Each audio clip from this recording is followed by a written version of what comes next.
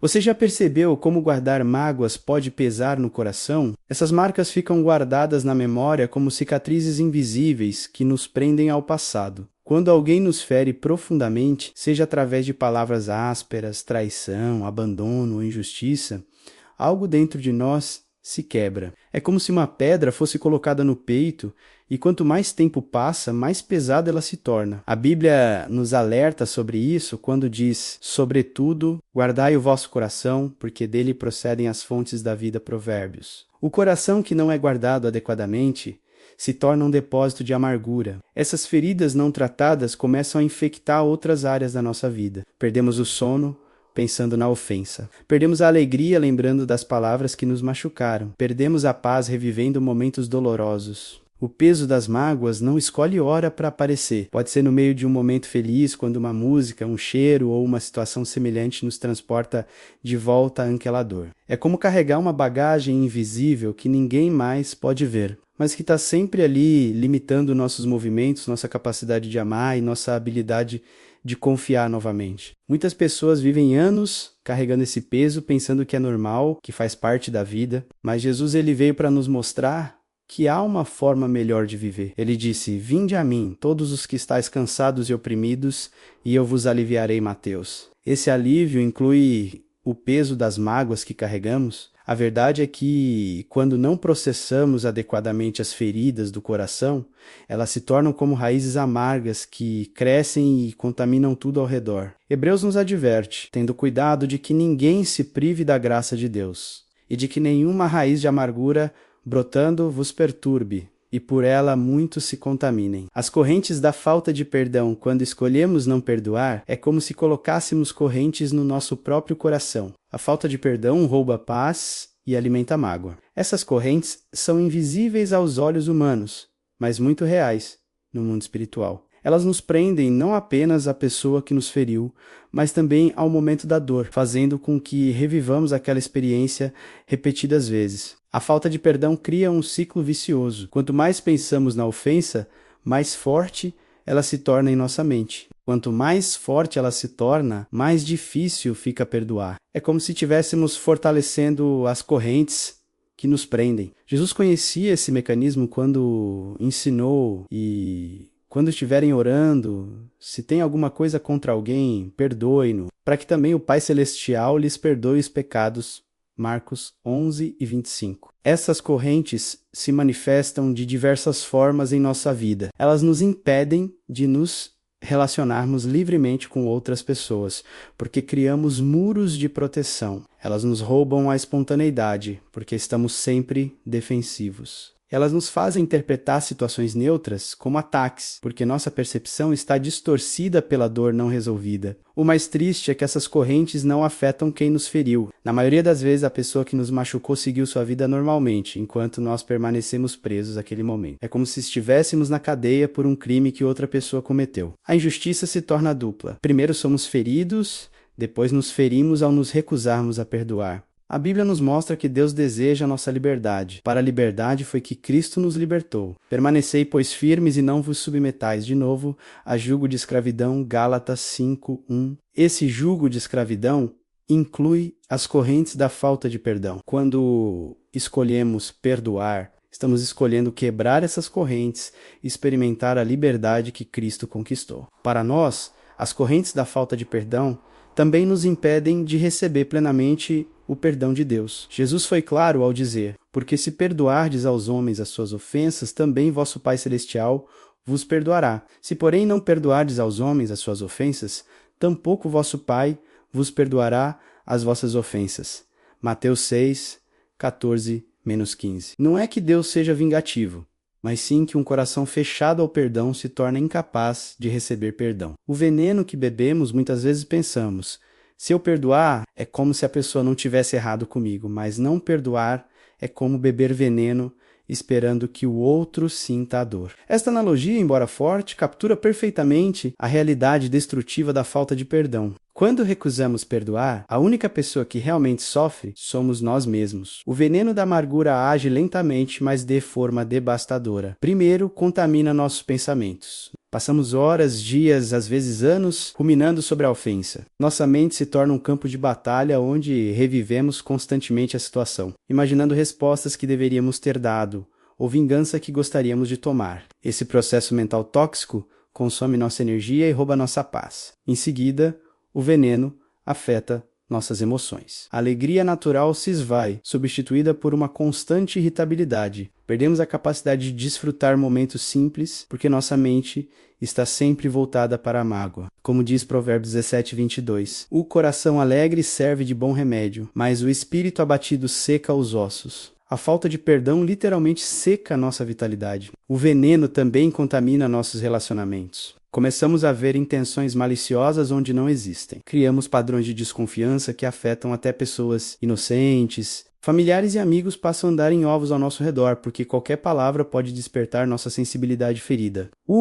Que era para ser problema com uma pessoa se torna problema com muitas. Fisicamente, o veneno da falta de perdão se manifesta através de sintomas reais, dores de cabeça constantes, problemas digestivos, tensão muscular, insônia. A medicina já comprovou que o estresse emocional prolongado, como o causado pela amargura, pode levar a doenças graves. É como se nosso próprio corpo rejeitasse o veneno que insistimos em carregar. O mais irônico é que, enquanto bebemos esse veneno, a pessoa que nos feriu muitas vezes nem sabe que ainda estamos sofrendo. Ela pode estar vivendo sua vida normalmente, enquanto nós nos consumimos em amargura. É por isso que Jesus ensinou: amai a vossos inimigos, bendizei os que vos maldizem, fazei bem aos que vos odeiam, e orai pelos que vos maltratam e vos perseguem, em Mateus 5:44. Este não é apenas um ensinamento sobre bondade, mas sobre libertação pessoal. O ensinamento transformador de Jesus nos deixou um mandamento claro: perdoai e sereis perdoados. O perdão é mais do que bondade, é um ato de libertação. Este ensinamento não foi dado como uma sugestão opcional, mas como um princípio fundamental para aqueles que desejam viver em plenitude. Jesus conhecia profundamente o coração humano e sabia que sem perdão nunca experimentaríamos a verdadeira paz. O ensino de Jesus sobre perdão vai além das normas sociais da época. Enquanto a cultura judaica permitia a retaliação proporcional, olho por olho, dente por dente Jesus elevou o padrão. Mas eu vos digo, não resistais ao mal, mas se qualquer te bater na face direita, ofereis-lhe também a outra. Mateus 5:39. Isso não significa ser passivo diante da injustiça, mas escolher uma resposta que quebra o ciclo de violência e vingança. Jesus não apenas ensinou sobre perdão, ele o demonstrou da forma mais radical possível, enquanto estava sendo crucificado, torturado pelos mesmos que ele veio salvar. Orou: Pai, perdoa-lhes, porque não sabem o que fazem. Lucas 23:34. Essa não foi uma demonstração de fraqueza, mas o maior exemplo de força moral da história. Jesus mostrou que o perdão é possível mesmo às circunstâncias mais extremas. O perdão que Jesus ensina é transformador porque opera em duas dimensões. Primeiro, transforma quem perdoa, libertando-o das correntes da amargura. Segundo, tem o poder de transformar quem é perdoado, confrontando-o com uma graça inesperada que pode levar ao arrependimento e mudança. Como Paulo escreveu: ou desprezas tu as riquezas da sua benignidade, paciência e longanimidade, não sabendo que a benignidade de Deus te leva ao arrependimento? Romanos 2:4. Jesus também nos ensinou que o perdão deve ser ilimitado. Quando Pedro perguntou se deveria perdoar até 7 vezes, Jesus respondeu: não te digo que até 7, mas até 70 vezes 7, Mateus 18:22. O número 70 vezes 7 não é literal, mas indica que o perdão deve ser uma atitude constante, uma disposição permanente do coração. O ensinamento de Jesus sobre perdão está intimamente ligado ao Pai Nosso e perdoa-nos as nossas dívidas. Assim como nós perdoamos aos nossos devedores, Mateus 6:12, esta conexão não é acidental. Jesus sabia que nossa capacidade de receber o perdão divino está relacionada à nossa disposição de estender perdão aos outros. É um ciclo sagrado que mantém nosso coração aberto à graça de Deus. Perdoar não é justificar o erro quando perdoamos. Não estamos dizendo que o erro foi justo. Estamos dizendo: eu não vou mais carregar esse peso. Eu escolho ser livre. Esta é uma das maiores confusões sobre o perdão. Muitas pessoas resistem a perdoar porque pensam que isso significa minimizar a ofensa ou declarar que não foi grave. Mas perdão e justiça são conceitos diferentes que podem coexistir. Perdoar não é fingir que nada aconteceu. Não é apagar a memória ou agir como se a ferida nunca tivesse existido. O perdão reconhece plenamente a realidade da ofensa, mas escolhe responder de uma forma que promove cura ao invés de perpetuar a dor. É como a diferença entre tratar uma ferida adequadamente ou dixalar, infeccionar. A Bíblia é cheia de exemplos de pessoas que perdoaram sem negar a gravidade dos erros cometidos contra elas. José perdoou seus irmãos que o venderam como escravo, mas nunca negou que o que fizeram foi terrível. Ele disse: vós bem intentastes mal contra mim, porém Deus o intentou para bem. Gênesis 5, 0 e 20. José reconheceu o mal, mas escolheu ver a soberania de Deus trabalhando através das circunstâncias. Perdoar também não significa necessariamente restaurar imediatamente a confiança ou o relacionamento ao que era antes. Confiança é construída com o tempo através de ações consistentes. Uma pessoa pode perdoar um cônjuge infiel, por exemplo, mas será sábio reconstruir a confiança gradualmente com transparência e prestação de contas. O perdão abre a possibilidade de restauração, mas não a garante automaticamente. O perdão é, na verdade, um reconhecimento da gravidade do pecado e uma escolha de não buscar vingança pessoal. Como diz Romanos 12:19, não vos vingueis a vós mesmos, amados, mas dai lugar à ira de Deus, porque está escrito: minha vingança eu recompensarei, diz o Senhor. Perdoar é confiar que Deus é justo e que Ele lidará adequadamente com todas as injustiças. Quando perdoamos, estamos fazendo uma declaração poderosa. O que você fez comigo foi real e doloroso, mas eu escolho não permitir que isso continue controlando minha vida. Eu me recuso a ser definido por essa ferida. Eu escolho a liberdade. Esta escolha não nega a dor, ela transforma em sabedoria. Não ignora a injustiça, ela entrega nas mãos de um Deus justo. O perdão também é um ato de fé. É crer que Deus pode trazer algo bom mesmo das piores situações. É confiar que Ele é capaz de usar nossa dor para a sua glória e nosso crescimento. Como José descobriu, o que o inimigo intentou para o mal, Deus pode intentar para o bem. A metáfora da mala pesada, imagine carregar uma mala pesada por quilômetros. Quando decide deixá-la no chão, percebe que poderia caminhar mais leve desde o início. É isso que acontece quando perdoamos. Esta simples ilustração captura a essência da experiência do perdão, a percepção súbita de como estávamos limitando a nós mesmos desnecessariamente. A mala pesada da falta de perdão contém muitos itens tóxicos. Lá dentro estão as memórias dolorosas que carregamos, as palavras ferinas que não conseguimos esquecer, as promessas quebradas que ainda nos doem, os sonhos destroçados que nos deixaram amargurados. Cada item adiciona peso, e quanto mais tempo carregamos a mala, mais pesada ela parece se tornar. O interessante é que muitas vezes nos acostumamos tanto com o peso que esquecemos como é caminhar livres. Desenvolvemos músculos para carregar a carga, adaptamos nossa postura, diminuímos nosso ritmo. A vida com a mala se torna a nossa nova normalidade. Começamos a acreditar que esse peso é inevitável, que faz parte da vida adulta, que todos carregam suas próprias malas pesadas. Mas Jesus nos convida a uma experiência diferente. Ele diz: tomai sobre vós o meu jugo e aprendei de mim, que sou manso e humilde de coração, e encontrareis descanso para as vossas almas. Porque o meu jugo é suave e o meu fardo é leve. Mateus 11, 29-30. O jugo de Jesus é diferente da mala que carregamos. Seu peso não nos oprime, ele nos liberta. Quando finalmente decidimos deixar a mala no chão, através do perdão, a sensação inicial pode ser de desequilíbrio. Estávamos tão acostumados com o peso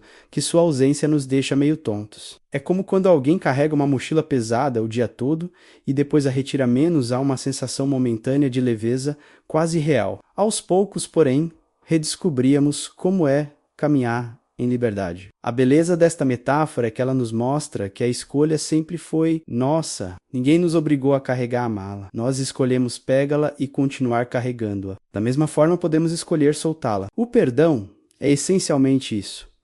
A decisão consciente de parar de carregar um peso que nunca foi nosso para carregar. Algumas pessoas têm medo de soltar a mala porque acham que sem ela não terão motivação para se proteger ou que esquecerão as lições importantes que aprenderam. Mas a verdade é que podemos aprender com nossas experiências sem carregar o peso emocional delas. Podemos lembrar das lições sem cultivar a amargura. Podemos ser sábios sem ser amargurados. O perdão muda o futuro, não o passado. O perdão não muda o que aconteceu, mas muda o que ainda vai acontecer. Ele abre portas para relacionamentos restaurados e cura emocional. Esta é uma das verdades mais libertadoras sobre o perdão. Seu poder não está em alterar fatos históricos, mas em transformar possibilidades futuras. Quando perdoamos, não estamos mudando o passado, mas reclamando o nosso futuro. O passado, por definição, é imutável. As palavras ferinas já foram ditas, as traições já aconteceram, as oportunidades já foram perdidas.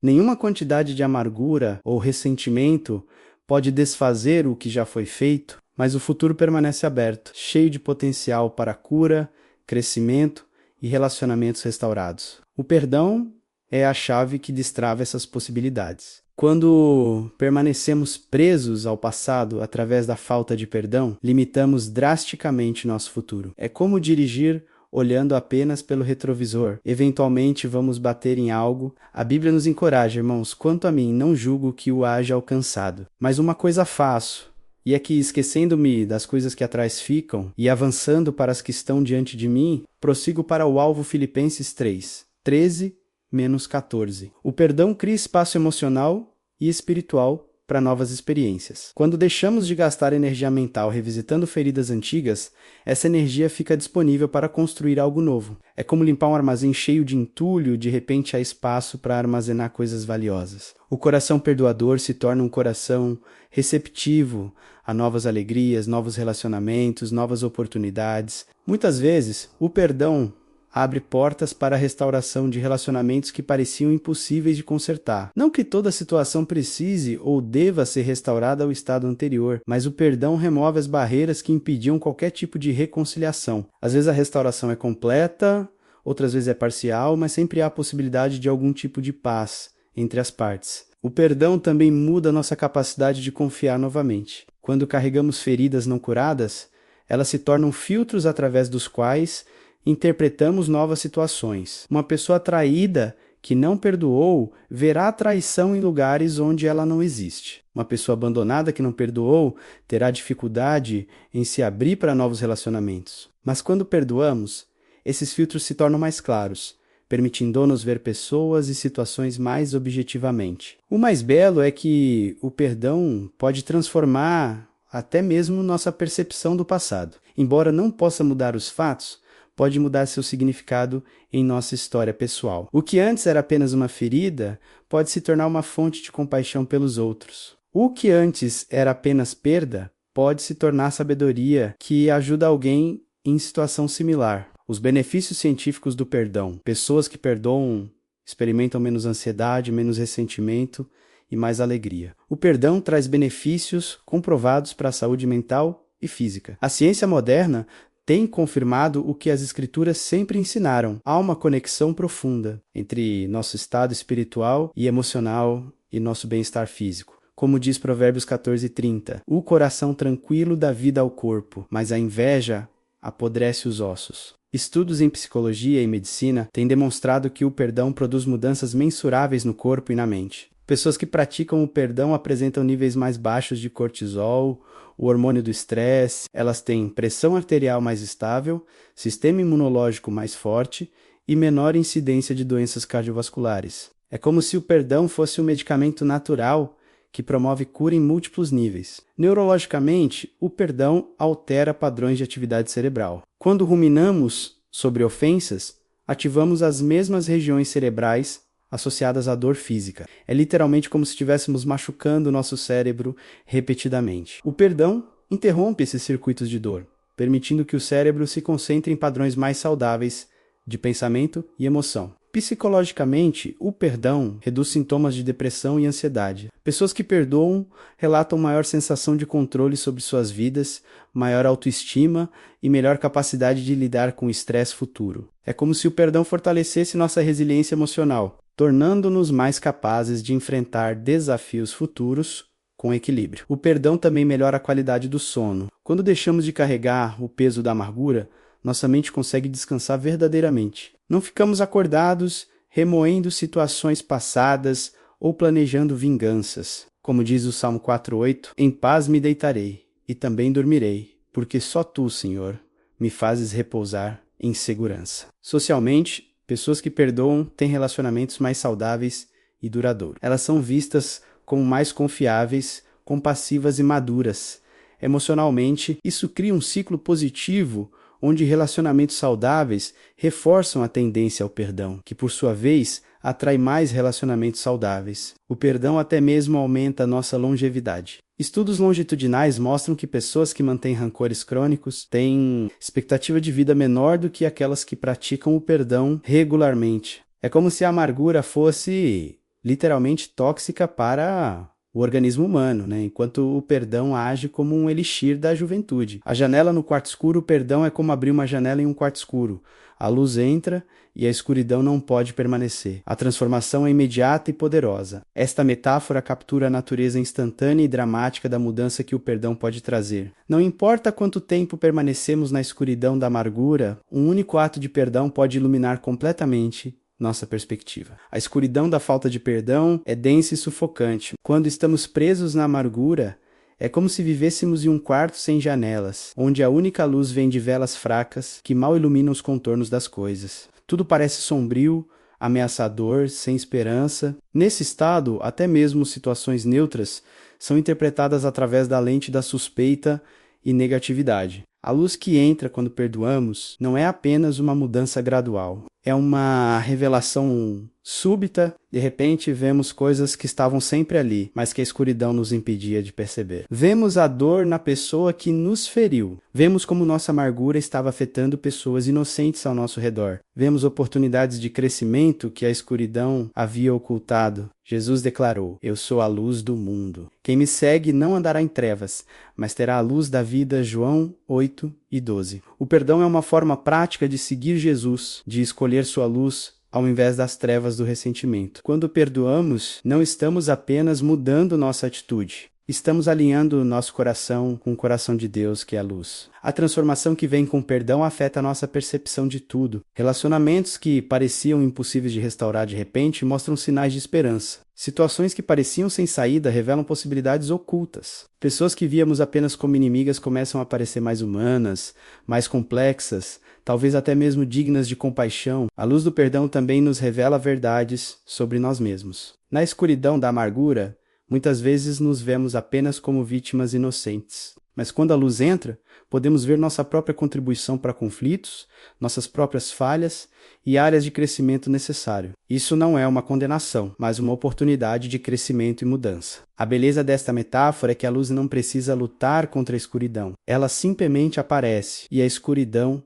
naturalmente se dissipa. Da mesma forma, o perdão não precisa ser forçado ou fabricado. Quando genuinamente escolhemos perdoar, a transformação acontece naturalmente, como resultado da própria natureza da luz divina entrando em nosso coração escurecido pela amargura. Aproximando-se do coração de Deus quando você perdoa, se aproxima mais do coração de Deus porque Ele mesmo nos perdoou primeiro. O perdão nos conecta com o divino. Essa é talvez a dimensão mais profunda do perdão, sua capacidade de nos sintonizar com o próprio caráter de Deus. Cada ato de perdão é um passo em direção ao coração do Pai Celestial, que é essencialmente perdoador por natureza. A Bíblia revela que Deus é longânimo e grande em misericórdia, que perdoa a iniquidade e a transgressão, Números 14:18. O perdão não é apenas algo que Deus faz, é parte fundamental de quem Ele é. Quando perdoamos, expressamos a própria natureza divina que habita em nós através do Espírito Santo. É como se estivéssemos refletindo a imagem de Deus de forma mais clara. O apóstolo João nos lembra: nós o amamos a Ele porque Ele nos amou primeiro, João 4:19. O mesmo princípio se aplica ao perdão. Nossa capacidade de perdoar flui diretamente de nossa compreensão e experiência do perdão que recebemos de Deus. Quanto mais profundamente entendemos o quanto fomos perdoados, mais natural se torna estender esse perdão aos outros. Quando Jesus ensinou os discípulos a orar, ele incluiu a petição: e perdoa-nos as nossas dívidas, assim como nós perdoamos aos nossos devedores. Mateus 6:12. Esta não foi uma oração casual, mas uma oração modelo. Jesus estava estabelecendo uma conexão inseparável entre receber perdão de Deus e dar perdão aos outros. É impossível manter-se próximo a Deus enquanto nutrimos falta de perdão. O perdão nos aproxima do coração de Deus, porque nos coloca na posição de cooperadores seus na obra de reconciliação. Paulo escreveu: "E tudo isto provém de Deus, que nos reconciliou consigo mesmo por Jesus Cristo e nos deu o ministério da reconciliação." 2 Coríntios 5:18. Quando perdoamos, participamos ativamente deste ministério divino de trazer paz onde havia conflito. A experiência de perdoar também nos dá uma pequena amostra da alegria que Deus sente quando nos perdoa. Jesus contou parábolas sobre a alegria do pastor que encontra a ovelha perdida, da mulher que encontra a moeda perdida, do pai que recebe o filho pródigo. Essa alegria divina diante da reconciliação se torna a nossa própria experiência quando escolhemos perdoar. Quando perdoamos, também desenvolvemos compaixão semelhante à de Cristo. Começamos a ver as pessoas como Deus as vê, não apenas por seus erros, mas por seu potencial de redenção. Desenvolvemos os mesmos olhos compassivos que Jesus tinha quando olhava para as multitudes e as via como ovelhas sem pastor. O perdão nos ensina sobre a graça de Deus de uma forma que o conhecimento teórico nunca conseguiria. É uma coisa saber intelectualmente que Deus é gracioso. É outra completamente diferente experimentar essa graça fluindo através de nós para alguém que nos feriu. Nesse momento, nos tornamos canais da própria misericórdia divina. Reconhecendo a dor. Sem negá-la, o primeiro passo prático é reconhecer a dor, não esconder o que aconteceu, mas apresentar a Deus em oração com honestidade total. Muitas pessoas lutam com o perdão porque tentam pular esta etapa fundamental. Elas acham que reconhecer a profundidade de sua dor é sinal de fraqueza espiritual ou falta de fé, mas a verdade é exatamente o oposto. A honestidade emocional é o fundamento sobre o qual o verdadeiro perdão pode ser construído. Deus não se surpreende com nossa dor. Ele não fica chocado quando descobrimos quão profundamente fomos feridos. Na verdade, ele nos convida a trazer toda a nossa dor para ele. O salmista Davi frequentemente derramou seu coração diante de Deus, incluindo suas feridas mais profundas. No Salmo 55, 12-14, ele disse: "Pois não era um inimigo que me afrontava, então eu o houvera suportado. Nem era o que me odiava que se engrandecia contra mim, porque dele me teria escondido. Mas eras tu, homem meu igual, meu guia e meu íntimo amigo." Consultávamos juntos, suavemente, e andávamos em companhia na casa de Deus,